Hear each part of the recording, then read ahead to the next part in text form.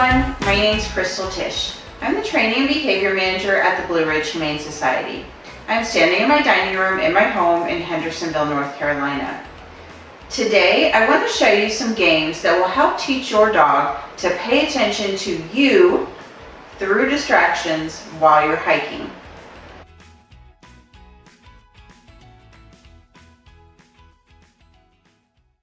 Okay, so I've got my black and tan Doberman Ludo helping me out here. We're going to show you the auto check-in. The auto check-in is just teaching your dog to check in with you every once in a while without you giving them any cues. So I'm going to stand here. I've got my dog on a leash and I'm just going to stand very neutrally. Yes. And I've got him on a leash just so he just doesn't take off and do his own thing. And I'm trying not to give him any cues. Yes. From my body about what it is that I want him to, so I'm not leaning over him. I'm trying not to stare at him, but I kind of have to look at him from the corner of my eye. Yes. So I'm trying to be really neutral about it so that I'm not cueing him at all about what I want. I just want him to be able to check in with me, make eye contact every once in a while. Yes. So we're in a pretty easy environment here. There's not a lot of distractions going on. Yes. Perfect way to train your dog. Nice quiet environment, not a lot going on. Make it really easy for them so they can be successful. Yes. And then as they get better and better, we can start to make it harder for them. That's how we train our dogs. So it's a really great behavior for them to learn. Just check in with me every once in a while. I don't want to have to ask you. I want you to just automatically check in with me so I can give you some guidance. So really easy, great behavior, very useful. Try it out with your dogs.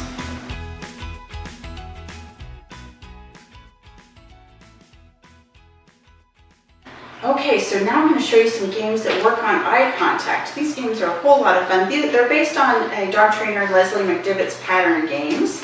So we have to work on teaching our dogs eye contact because it's not a natural behavior for dogs. It's actually considered quite rude to stare in another dog's eyes. But eye contact is really important if we're going to guide our dogs through distracting situations. So play these games with your dog. I like to play these every day when I'm feeding my dog and we're doing our training exercises. So this first one is called Up and Down. And so I've got my black and tan Doberman Ludo. He's going to help me out with these games. And so Up and Down, I'm just going to stand in front of the dog. I'm going to have some treats in my hand. I like to put my treats behind my back so that they're not distracting the dog. And then I'm just going to wait for the dog to make eye contact.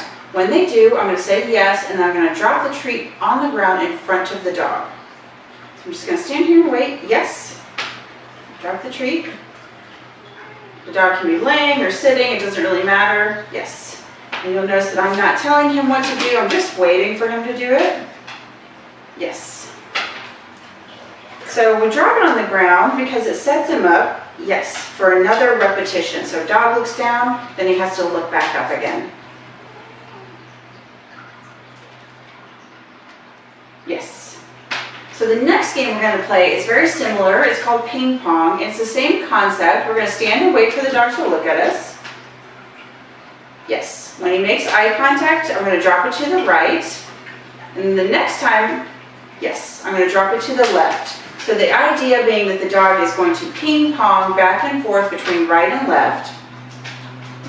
Yes. If you've got a really active dog, they're going to really enjoy this game. Yes.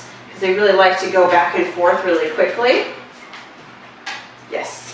So you'd never know it, but Ludo really had terrible eye contact when we first adopted him. So this games have really helped him to get that eye contact, to make it a fun thing for him. Yes.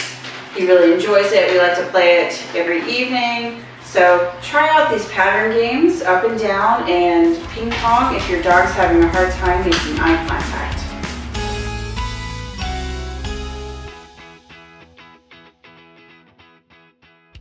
Okay, so Ludo and I are going to show you the name game. The name game is how we teach our dogs a rock-solid, reliable recall, which is important in everyday life. It's important if you're hiking, your dog were to get away from you, but it's also important if there's something coming up and you need to get them back by your side. So it's one of those skills that your dog should really have. So we're going to start off by just teaching our dog that their name means something good, which is food. So if your dog doesn't really know their name, this is how you would start. So I would just say the dog's name, Ludo, yes, and feed them a treat. So the dog doesn't have to be doing anything in particular. He happens to be sitting, but I'm not requiring it. Ludo, yes. Ludo, yes. So once your dog really knows their name, you'll notice when you say their name, their ears start to perk up, and then we know they're starting to get it. So the next step is to train this while they are distracted. Ludo. Yes. So the dog is looking away from me, they're not paying attention. I call their name in a high-pitched tone of voice. I call it one time, wait for the dog to look at me or turn their head towards me. I say yes, and then I hold a treat and wait for the dog to come back to me. So I'm going to set it up a little here to get some practice in since Ludo's really focused on me. Ludo! Yes. Good boy. Ludo! Yes.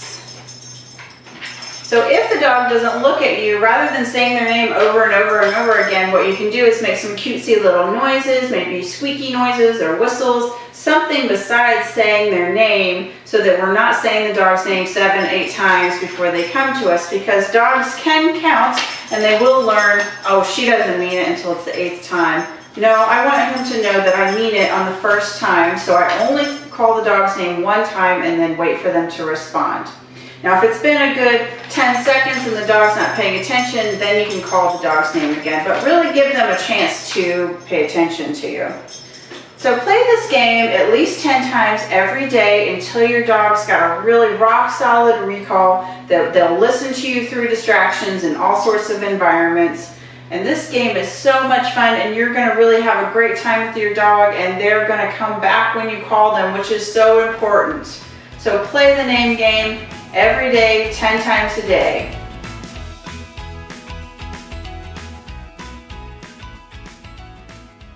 Okay, so Ludo and I are going to show you Find It. Find It is a really great game. It's really easy to teach. It's super fun. And it basically just teaches the dog when you say Find It that they should search the ground for treats. So it's a really great technique to distract your dog when there's other dogs coming or other people that you don't want them to see. So it's really easy to teach. We're just going to drop a treat on the ground and tell our dog to find it. As the dog is looking, I'm going to drop some more treats that he's not seeing me drop and continue to tell him to find it. Find it. So I just keep dropping treats on the ground and he keeps searching. Find it. The goal being that he just keeps searching the ground until the distraction passes by. Find it. And dogs love to sniff, so this is actually really soothing for a dog to get them engaged in sniffing. Find it. So it's really easy to teach. It's super fun. I like to start inside just like with everything and then work on this outside, and then when I'm hiking. And how I was using this a lot with my reactive dog was as I saw another dog coming, I would toss a bunch of treats in the grass and tell her to find it, and she would be so occupied with playing that game that she wouldn't even know that the other dogs were coming. And the other way it really works, that it worked with her, was as a counter conditioning technique to teach her that other dogs coming mean that she's going to get to play that game that she really likes to play, which creates a positive association with the other dogs coming as opposed to that negative association she had. So it really turned her reactivity around. It was the only thing that really helped her. So this simple game can really have powerful consequences. So I really suggest that you teach your dogs how to find it. It has so many uses and it's so easy to teach, and they really, really enjoy it.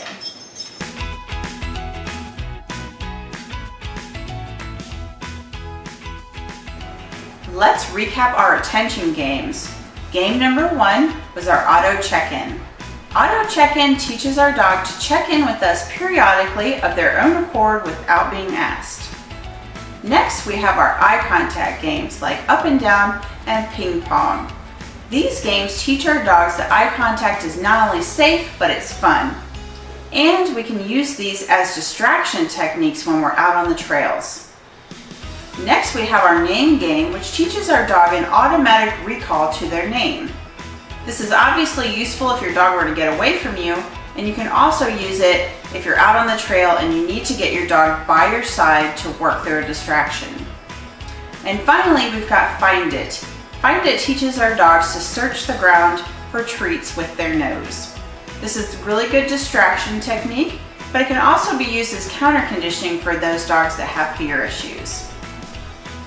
I hope these tips are helpful for you to teach your dog that giving you attention and eye contact is not only fun, but it's worth their while.